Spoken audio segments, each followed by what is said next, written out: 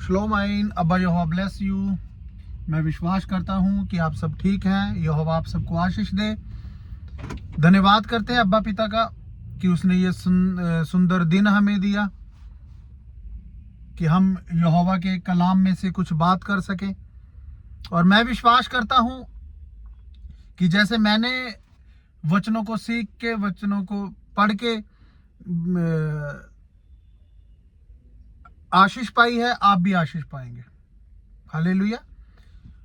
मैं आज आपसे बात करना चाहता हूं कि कई बार हमारे जीवन में ऐसी घटना हुई होती है, कुछ हमसे छोटा मोटी गलती हुई होती है कि कई बार जब हम चर्च में जाते हैं, कलीसिया में जाते हैं, तो पास्टर जी वही प्रचार सुना रहे होते हैं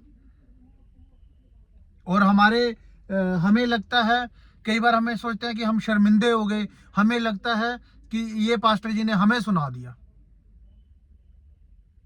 लेकिन आप वचन सुनने ही तो गए थे। वचन आपने सुनना है, इसीलिए तो कलीसिया में इकट्ठे हुए हैं। वचन आप पे हम जब घर से निकलते हैं, हम दुआ करते हैं, प्रभु अज दा वचन साडे ਲਈ होवे। ਤੇ ਜਦੋਂ ਸਾਡੇ ਲਈ ਹੋ ਜਾਂਦਾ, कुछ गल आ जाती है, तो असी मूँह बना लेने।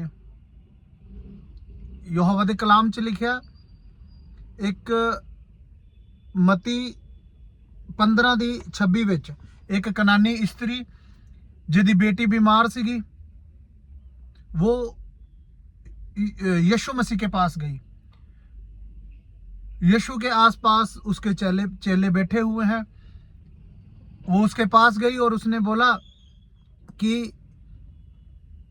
हे प्रभु, मेरे घर चल। लेकिन यीशु ने उससे कहा, बच्चों की रोटी लेकर कुत्तों के आगे फेंकना ठीक नहीं।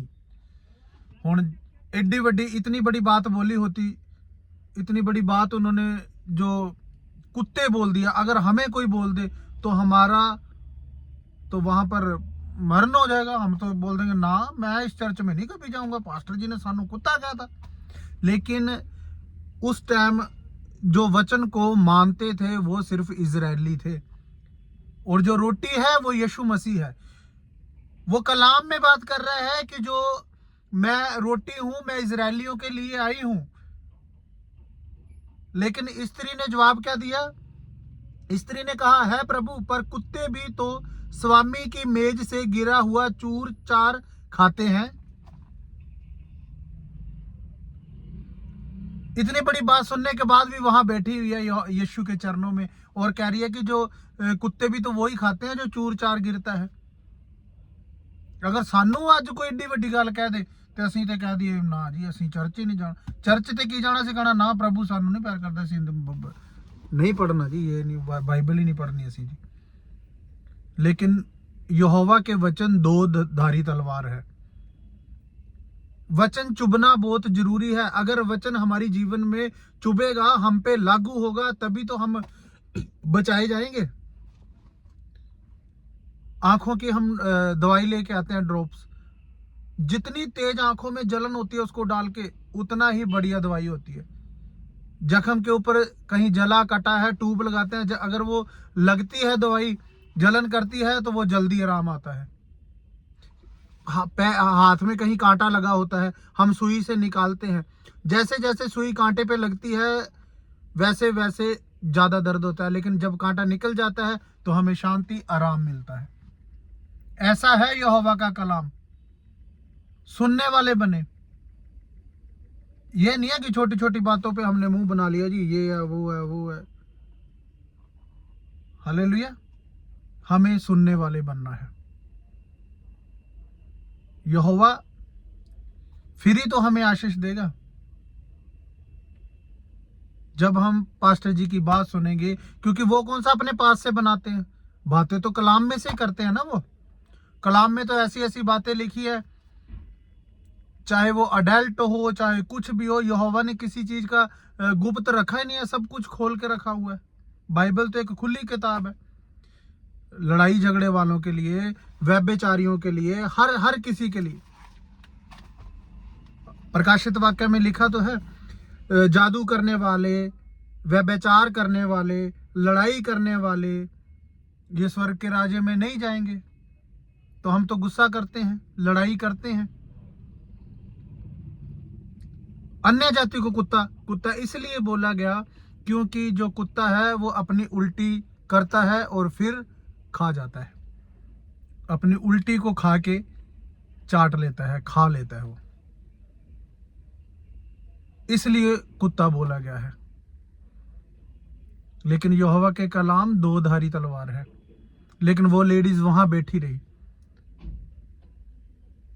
लेकिन उसने आशीष पाई। यीशु मसीह ने कहा जा, तेरे विश्वास ने तेरी बेटी को चंगा किया। जब घर जाती है तो उसकी बेटी चंगी होती है।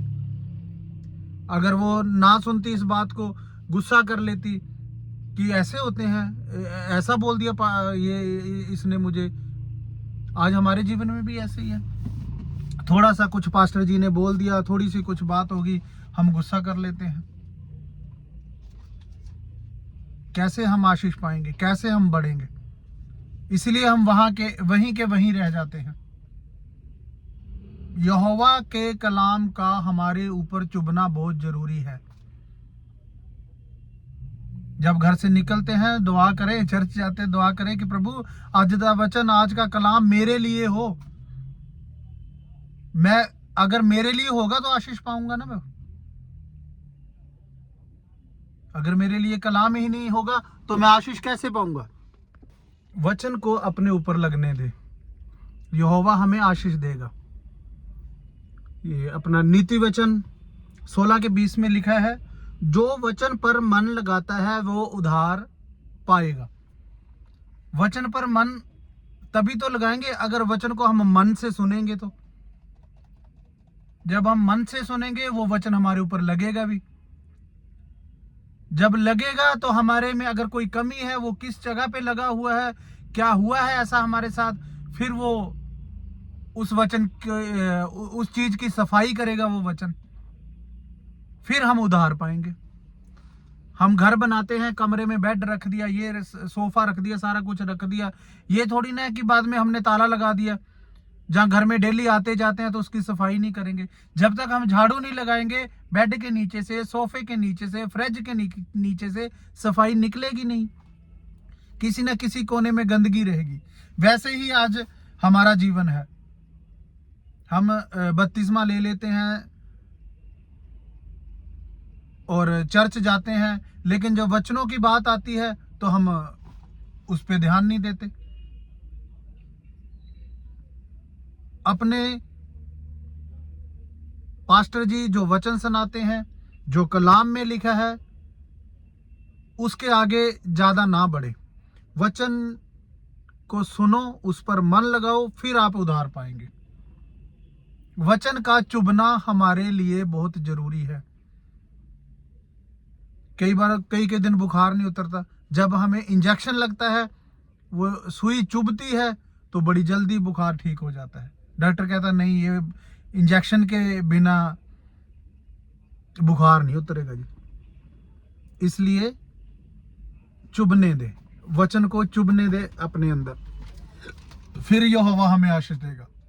मैं विश्वास करता हूं मेरा इलोहिम इस वचन के द्वारा हमें आशीष देगा। धन्यवाद करते हैं। शाबाश शलोम। अब्बा यहोवा ब्लेस यू।